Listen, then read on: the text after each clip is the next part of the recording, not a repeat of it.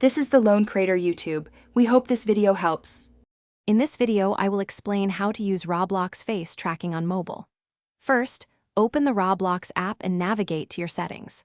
Look for the privacy section, then locate Enable Camera for animation.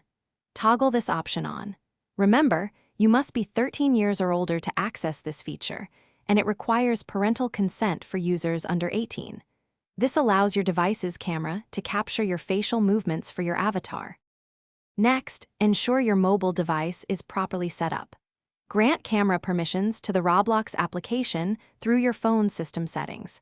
Position your device about 1 to 2 feet away from your face, ensuring good, even lighting to help the camera accurately detect your expressions. Avoid strong backlighting or shadows. A stable internet connection is also crucial for smooth performance. Once enabled, join any Roblox experience that supports face tracking. You'll typically find a small camera icon on your screen. Tap it to activate the feature. Your avatar's face will then mirror your real-time expressions, from smiles to blinks. Experiment with different emotes and movements to see how your avatar reacts, making your gameplay more interactive and personalized. If you encounter issues, first check your internet connection and ensure your camera isn't obstructed. Sometimes, simply restarting the Roblox app can resolve minor glitches.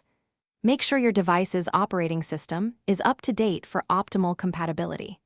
For the best experience, maintain consistent lighting and keep your face clearly visible to the camera throughout your session. Thanks for watching. Consider subscribing if we helped you.